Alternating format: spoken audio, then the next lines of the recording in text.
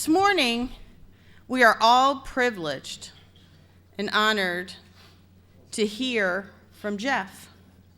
It's my pleasure to introduce RI Director nominee Jeff Cadorette.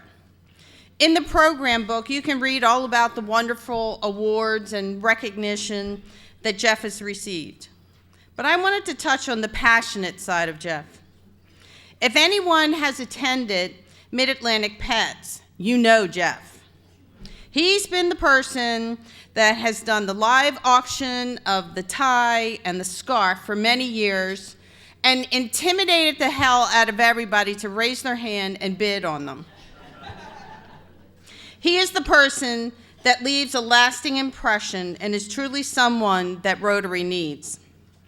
His sense of humor, his passion, and love of Rotary and our foundation will be the beginning of a change to Rotary overall. I give to you RI Director nominee Jeff Cadorette.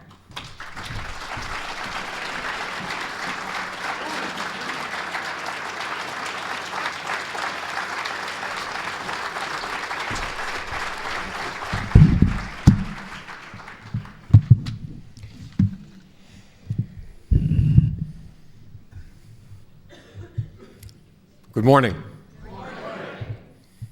How are you? I just can't even believe you're here. Usually the Sunday morning of a conference is the death spot for a speaker, right? I mean, if any of you have been to other conferences, I've been to 3 other conferences in my life. I'm sorry, this month. And Sunday morning, I mean, it is the killer spot for a speaker. So just thank you for being here. You don't even have to listen. In fact, don't listen. Just thanks for being here. Kathy, thank you for that very kind and generous introduction. It is far superior to the one that I got last week. I was in a conference in Alaska, and the gentleman that introduced me stood up and said, "I am not here to give you long and boring comments. I'm here to introduce you to the gentleman who will."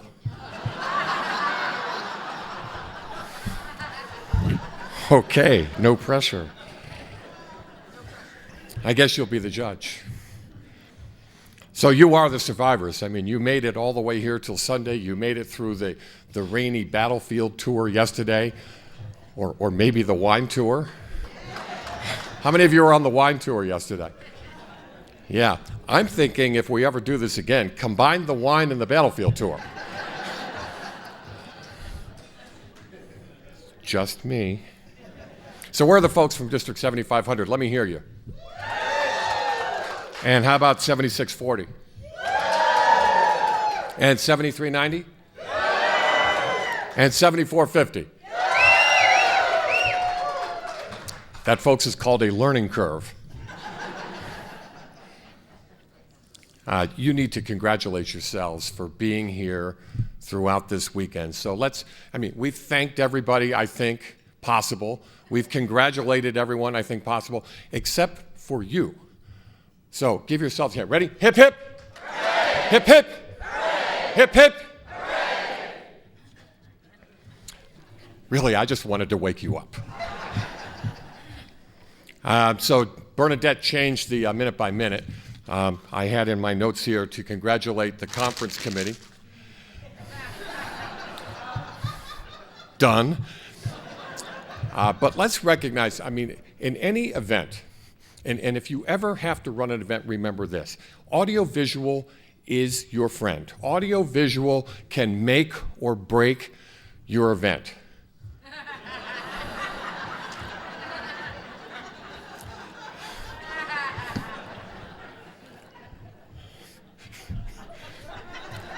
These folks happen to be from my Rotary Club, the Rotary Club of Media, but can you give them a hand for what they did this weekend?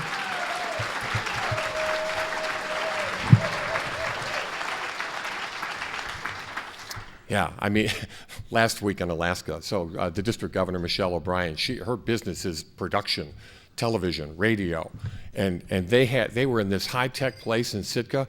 This place was freaking amazing. Everything dropped down, electronic, push button, but the guy on the soundboard, He didn't hit one cue all weekend.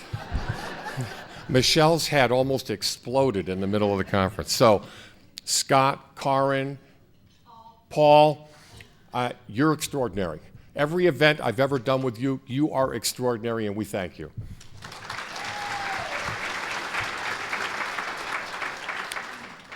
Someone out in the hall right before breakfast said to me, gee, I heard you speak about 3 years ago. I'm always surprised about the things that come out of your mouth.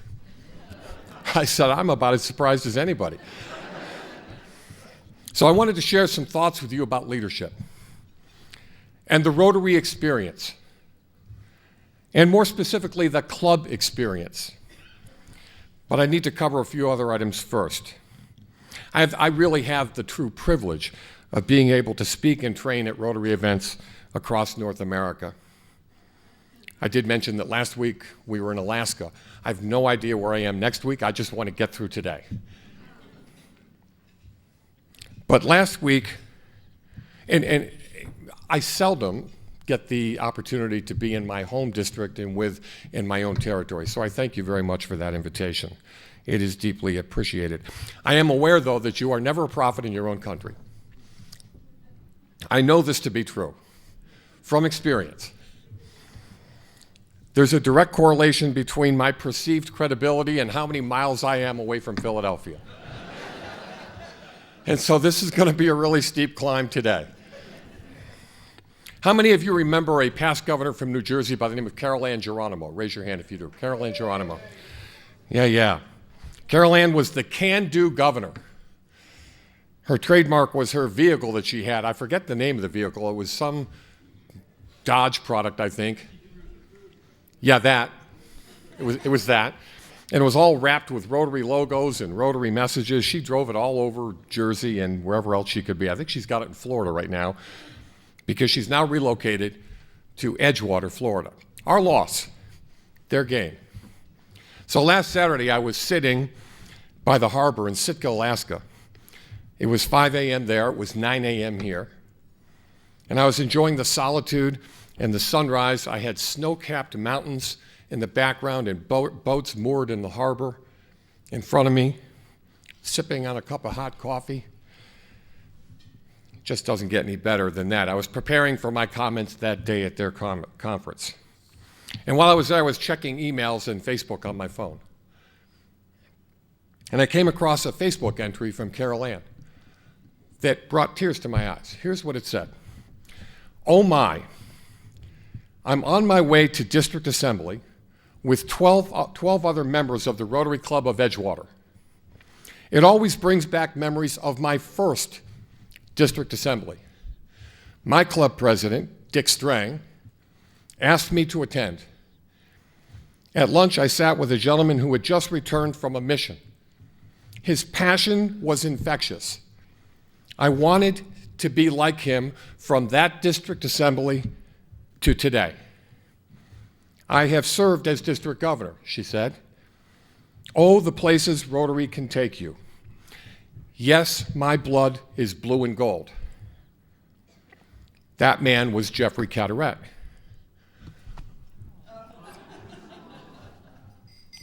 God! I mean, I almost went in with the sea lions. I never even knew that I had that effect on anyone, nonetheless, Carol Ann, that day in 2000 at her district assembly. The fact is that each of us has or can have those moments in Rotary. Perhaps someone here this weekend was impacted or touched or moved by someone they spoke with, someone they heard here at the podium, someone they heard at a hospitality suite overnight. Hopefully, and perhaps, someone had that opportunity to recommit or to re-engage, and maybe you had the opportunity to alter their path or their trajectory or their journey in service. That's one of the value propositions of events like this. Rotarians gathered with like-minded people, club members attending with a very real opportunity to take that transition from being a member of a Rotary Club to a Rotarian. You've been there, most of you. You have that opportunity to give that gift to others. Leadership, they say, is that when you look back, there are people following you. And if you look back and there's no one there, you're just taking a walk. John Capps, a past governor from North Carolina, maybe some of you have heard him. John Capps says about leadership that we should lead with enthusiasm. In fact, he says we should lead with enthusiasm, is the way John says it. Dwight Eisenhower said, you don't lead by hitting people over the head. That's assault, not leadership. Of course, there is no district governor ever, past, present, or future, who ever would lead that way.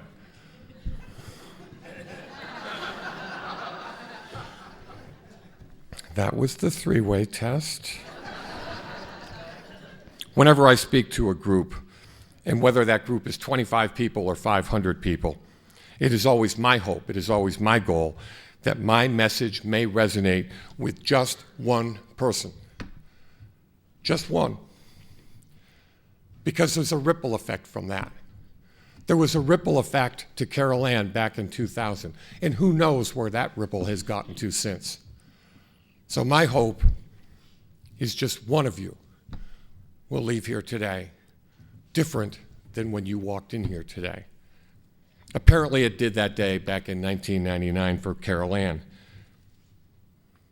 There are hundreds and hundreds of management courses that you can take. You can teach management. You cannot teach leadership. Leadership must be mentored. Leadership must be coached. There are a lot of people that will try to sell you courses on leadership. I'm here to tell you it can't be learned. It has to be mentored. Well, it can be learned, but not from a course. It has to be mentored. It has to be coached. This weekend, you were mentored and coached on the battlefields of Gettysburg. Maybe you mentored or coached someone here without even knowing it. Leadership just shows up. It shows up sometimes when you least expect it. And you don't need to be a governor or a club president or an incoming governor or a past governor, the roles that we typically correlate with leadership. You just need to be you. You just need to be open to the possibility and the times when leadership may show up for you. Following was my response to Carol Ann's Facebook message. I typed it in. Carol Ann, I'm honored to have been a part of your journey. I'm sitting in Alaska enjoying the sunrise, due to speak at the district conference today. It sounds like we both have extraordinary days ahead of us. Opposite ends of the country, same experience in store for us, surrounded by like-minded people. Please pay it forward at lunch. Each of you has the opportunity to pay it forward for our organization, to pay it forward for the people that got you to this place in your journey in our organization. You may never know when a leadership opportunity will show up for you. You may never know the impact you will have on someone's journey. It will, though, show up, and you can have that impact. Someone has had that impact on you, and I remember those who have had it on me. And there are many. One of them is in this room today. We were classmates as governor in 1998-99. We have been bonded by that experience ever since. Last summer, I was in Atlantic City. Excuse me. Bernadette Jennings, where's Bernadette? Hello. Bernadette Jennings provided the leadership that got a group of us with their partners together.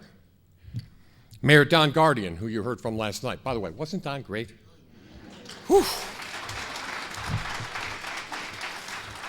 I want him to be mayor of media. Boy, he would rock that place. Past RI Treasurer Mike McGovern was there. Mike Colasurdo. My good friend, Mike Colasurdo. Thank you. Mike McGovern was not there, was he? No. I think we talked about him, but he wasn't there. Anyway, Don Guardian was there, Mike Colasurdo was there, Bernadette was there, and past Governor Dan Spencer was there. That group of us doesn't get together often enough. Would you agree with that? There aren't enough police in New Jersey for us to get together more often. But when we do, it is always extraordinary. And the conversation that night was wide-ranging. Part of the conversation, though, was around the upcoming meeting of the Zone 32 Nominating Committee for Director that was scheduled to convene last fall. I won't even go into what that experience is all about, the whole Nominating Committee for Director. They get 22 past governors from Zone 32 all in one room. Right away, there's a problem. And they all have to decide on one person from all the people they've interviewed to be the next director. Houston, we have a problem. One of the questions asked that night of me was whether or not I was going to throw my hat in the ring for that position. I, quite frankly, was not. I was totally undecided. I was eligible to, but I was leaning far more toward not throwing my hat in the ring than throwing my hat in the ring. I had never aspired to be a director of our organization. In fact, I'd spent a lot of time on the how. How would I make the time? How would I organize the Zone Institute? How would I be able to provide the leadership for that role? How? Many of us get stuck in the how. Dan Spencer asked me a simple question. He said, have you gotten anything out of your years in the organization? Well, I mean, the obvious answer to me in my head was, well, yeah. And things started spinning through my head. Professional development, organizational development, leadership development, a global network of friends, being able to impact the lives of those less advantaged than me. All benefits given to me, among others, by Rotary. Many skills learned and honed from Rotary. It's the value proposition of our organization. It's the value proposition that we need to do a better job of articulating to get a new generation of Rotarians to follow us. So my answer to Dan that night was yes. I've gotten far more from this organization than I have ever given. And he said, then you owe it to the organization to give back. Boom! In one sentence, Dan articulated for me the why, not the how. Why I should throw my hat in the ring to be considered as a director of this organization. Of course, Michael Colasurdo, better known as Michael McGovern, better known as Danny DeVito,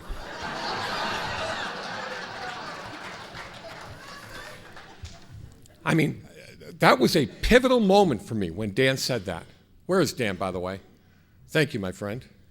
Thank you, my friend. That was a pivotal moment for me. It was a watershed moment for me. But the kicker was Michael. Michael leaned over to me and in his best Danny DeVito impression said, if 2 years from now we're having a beer together and you tell me that you regret that you never threw your hat in the ring for director, I'm going to kick your ass. Right? Now, I mean, some of you might think, well, he could never do that. I'm going to tell you, he's got a guy that would. He's from Jersey. He's got a guy. Remember that whole Eisenhower thing about leadership. That night, Don and Bernadette and Michael and Dan were all very encouraging and supportive, but it was Dan's simple question and statement that pointed me to the why. Leadership just shows up. I left Atlantic City with an entirely different perspective. And I did make my decision to throw my hat into the ring because I thought, look, it's an honor to even be considered. It's no dishonor to not be selected. And at the very least, I was going to avoid getting my ass kicked from Michael 2 years from now. And probably I would have regretted not taking advantage of that opportunity, all because of a dinner in Atlantic City and a friend who took me from the how to the why. Because of people like, in my life, like Carol Ann and Bernadette and Don and Michael and Dan, I will always strive to pay it forward. So let's talk about your leadership. Rotary in North America is at a crossroads. We have a membership challenge. Oh, I know, you're sick of hearing about the whole membership challenge. Well, we need to get unsick of that because we are at a crossroads. It is, though, an incredible opportunity for all of us. While in some parts of the Rotary world, membership is growing at a rapid pace, here in North America, we are, and have been for about a decade, on the decline. Not every club, but most. Not every district, but most. So by way of background, over the last decade, we have brought in 1.2 million new Rotarians into our organization. Yay! Over the past decade, we have lost 1.2 million Rotarians in our organization.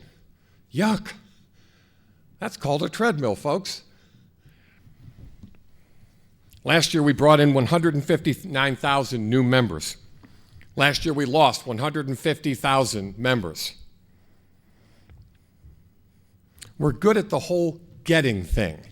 We're not so good at the whole keeping thing. And the fact is that most people leave our organization within the first year of membership. And that speaks to a lack of engagement. And that's each of our responsibility. Additionally, in case that weren't bad enough, the average age in our clubs is skewing older, not younger. Can any of you in your clubs identify with that?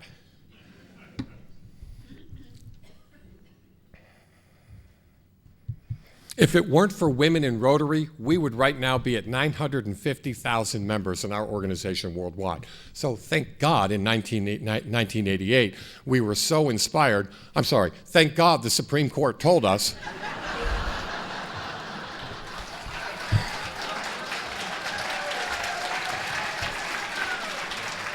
and yet even with that inspiration that the board had,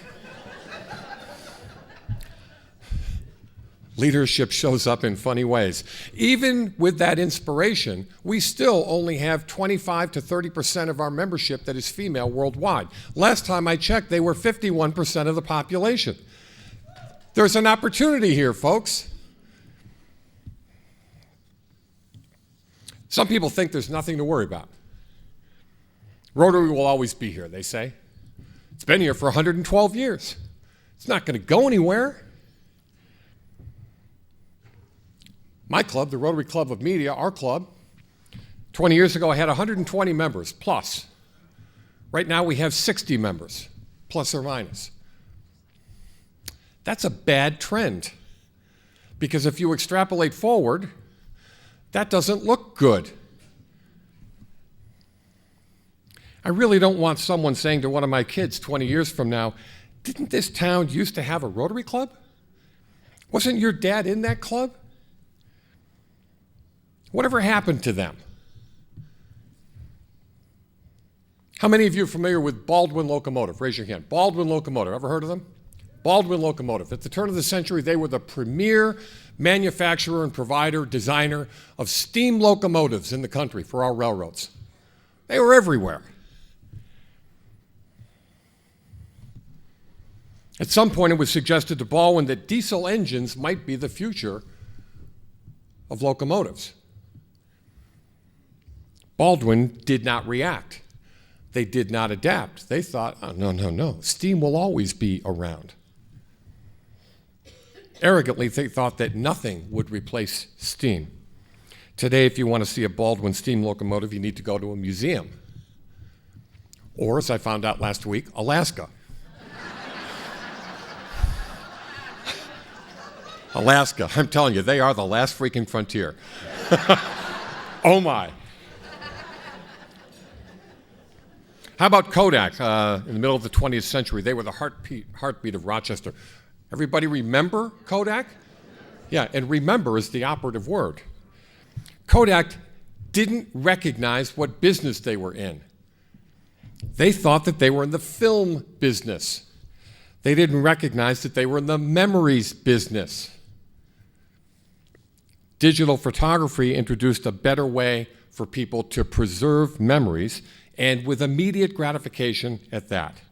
Kodak did not react. They put their cards on the table on film. Ask anyone in Rochester how that worked out for them. What about Blockbuster Video? Anybody remember Blockbuster? Anybody still have the Blockbuster tag on your keychain? You can take it off now.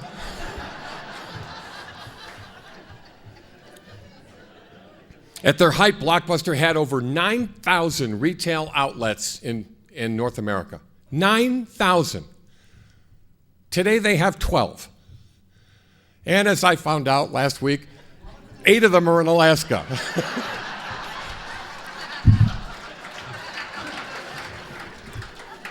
Some similar parts of this talk last week in Alaska became audience interaction. Wait a minute, I got a Blockbuster in Anchorage. Really? That's great for you. In 2000, Blockbuster had an opportunity to buy Netflix for $50 million. Now, I know what you're thinking. That's a little bit of money. They decided, in their wisdom, that they would rather compete with Netflix. Today, they have 12 stores, and Netflix is worth $60 billion. Blockbuster did not adapt.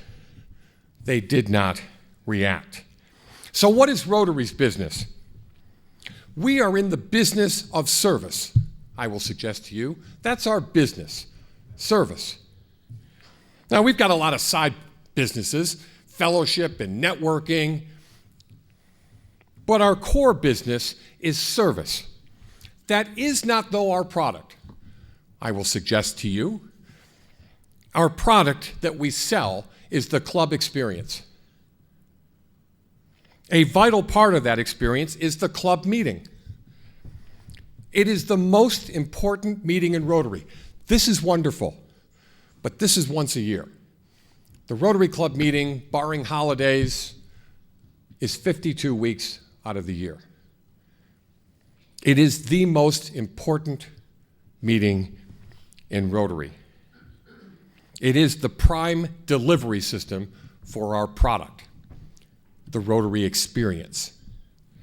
And in North America, at ever-increasing rates, people have stopped buying our product. Think Blockbuster. Or they buy it and they turn it back in within the first year of their purchase. The club meeting format, the club experience that worked for us when we joined Rotary is not as attractive to the younger folks and more women who we need to join us.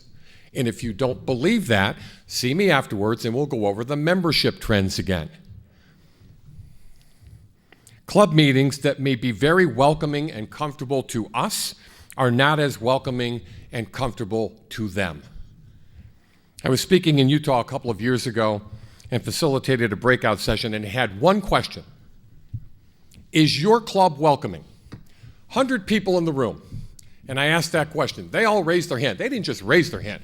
I mean, they were like waving their hand enthusiastically. Yeah, my club's welcoming. We got the best freaking club in the whole state of Utah.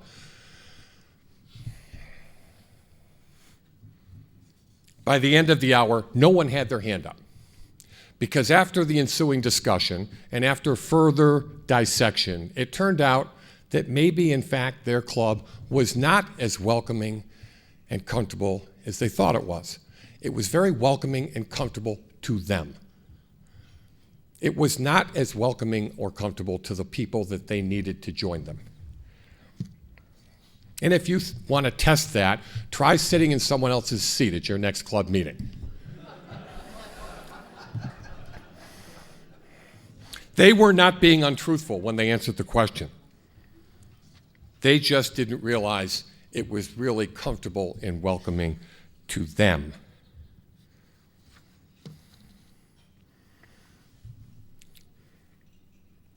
Obviously, this isn't true for all clubs. Sadly, though, it is true for most, if not many, of the clubs in North America. We've gotten a little stale. We have not adapted and reacted quickly enough. And our competition has changed. Our competition used to be Kiwanis, Lions, and Optimists. Not anymore, because their memberships have dropped off 50%. Our competition now is an app on the phone. It's called Meetup. It's called We Go Do. It's called Meet In. It's called Group Space. And others that allow like-minded people to simply click on an app on their phone and find the experience that they want. In Philadelphia, there are over 100 different meetup groups. If my daughter, who's 25, wants to do a service project, all she has to do is click on Meetup, find a service project that Saturday, and go do it with a bunch of like-minded people. She wants to do professional networking, click on Meetup, find that little place where they're going to be, and go meet them.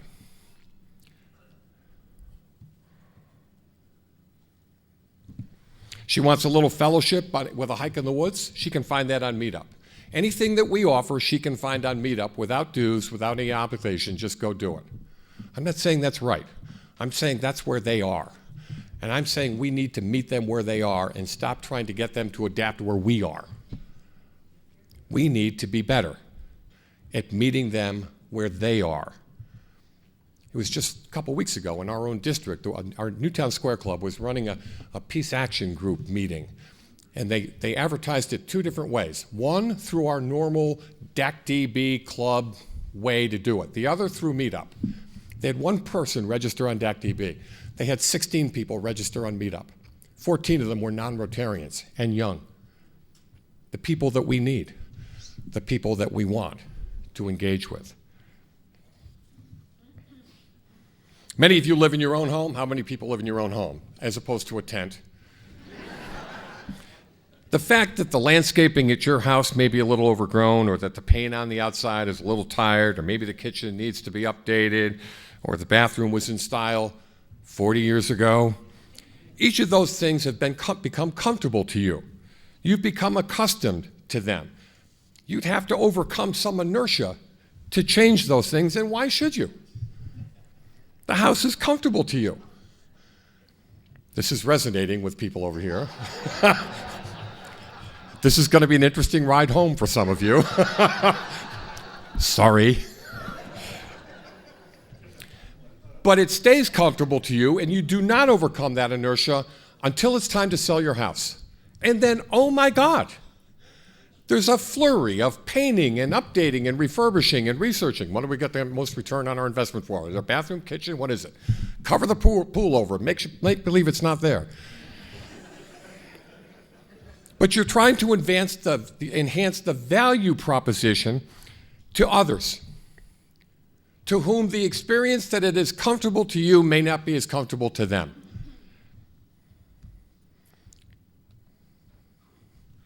So I'm asking you to take a hard look at your club experience. Does it have great curb appeal? When someone walks in the door of your club, are they experiencing an interior that worked well, but it worked well 20 or 30 or 40 years ago? Is your club's experience in need of a refurbish, an update, so that it will sell better? I was at a club meeting at our own club a while back, and I was sitting across the table from, there was a prospective member, guest there, and they asked one of our members, it's too bad we can't assign seating to guests. They asked, what is Rotary? And the answer went something like this: we meet every week, you gotta come.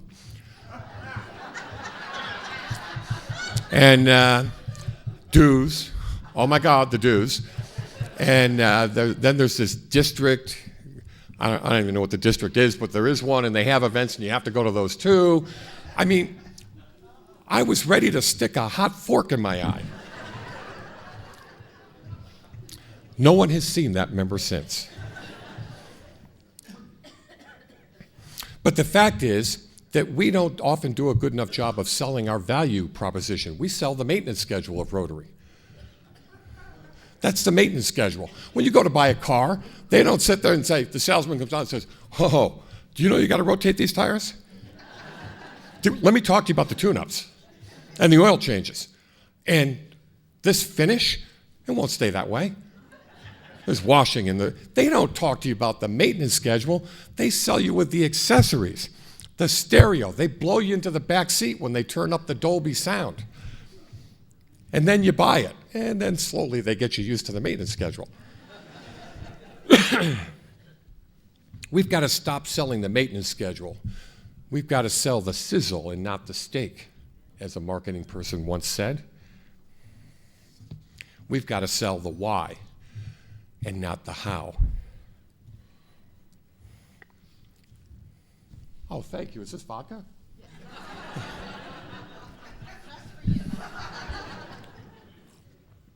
Thank you so much. Oh, that won't stay there. Pour it on the floor? Oh.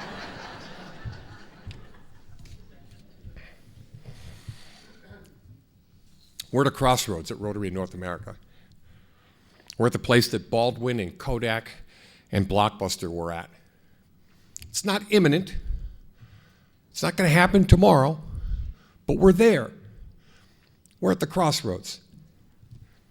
We can be complacent, we can be comfortable, we can even be a little arrogant, or we can react and we can adapt. We can wait and keep our fingers crossed that members we need will adapt to us and to the club experiences that we're currently offering, or we can adapt our club experience to the needs of the members that we want and need. And not just be comfortable and welcoming to the members that we have. Be comfortable and welcoming to the members that we need to join us. It's a choice. It's a huge opportunity. It should not be daunting. It's very doable. We learned on the battlefield yesterday what happens when people react late. What happens when people react to the wrong information that's a little bit stale. It doesn't go well for them, we learned on the battlefield yesterday. Your club can be the Kodak, the Baldwin, or the Blockbuster club, or it can be the Canon Digital club or the Netflix club. Your club can keep your landscaping and your interiors and wonder why it isn't selling, or you can get it ready to list for sale and begin getting multiple offers. It's a choice. The experience, the club experience that we will offer will determine the future of Rotary in North America. We are really good at the how. We need to get better at the why. So what is the value proposition we're offering to new members? Not how they can join us. We get the whole how thing. Why should they join us? What's in it for them? And there's plenty. How about the people we saw here this weekend? The four-way test essay people, were you impressed with them? The strolling strings folks, were you impressed with them? The youth exchange kids, were you impressed with them? I mean, it gives us hope for the future of our planet. It should also give us hope for the future of our organization, but only if we can engage them and keep them off of an app on their phone and let them turn to us for the value proposition that they're looking for, because we offer it. If leadership can't be taught, if it needs to be mentored and coached, who is a better mentor to those folks than you? Who is a better coach to those people than you and your life experiences that you've had? Don't let your club experience be like Sears. Transform your club into Amazon. It's a choice. Service is our business. So let's improve our product, the club experience, so that our business can thrive. It will take all of us, but we can do this. Be a part of the solution. Be open to changes in meeting format and all of the other ingredients that make up the experience of Rotary. Be a part of the group that decides how to enhance the value proposition for the new members that we need, and then articulate it. Grow your membership to the critical mass necessary to make meetings relevant and vibrant and fun. Club meetings that engage people, connect people, network people, mentor people. Respect our long and accomplished past, but adapt our product to grow our business for the future. Don't ask your current members how to do that. Ask the people that were here with us this weekend. Ask them how it is that we can meet their needs. Ask them what it is that they need from us, and then be willing to adapt. Be bold. Give them what they need. Don't let your club get the Kodak Award. Let your club get the Netflix Award. Oh, the added side benefit? As you grow, as you react, as you adapt, as you make your rear view mirror smaller and your windshield larger, glancing back at the glorious past that we have and all of our traditions, but looking out at the amazing future of Rotary in North America and the world, you'll have an overwhelming sense of pride, because you'll know that you are part of the generation of North American Rotarians that were at a crossroads, and you made a choice to adapt. 20 years from now, when membership in North America has doubled, 10 years from now, when membership in North America has doubled, that is a possible, doable thing. Doubling membership in North America. You'll know that it was you that prevented the people in your town from saying, "Didn't there used to be a Rotary Club here?" Yeah, there was, but we weren't paying enough attention to our product. We made a decision, and it was the wrong one. Make a decision that you don't want to be Kodak, that you don't want to be Blockbuster. Oh, last thing. The children of the world are depending on your choice. We're not just doing this because we need more people at a district conference. We're not just doing this because it looks better if we have 2.4 million members globally than 1.2 members. We're doing this because the world needs us more now than ever. We're doing this because all of the programs that we foster, all the ones that you see behind me, are aimed at the root causes of terrorism and conflict.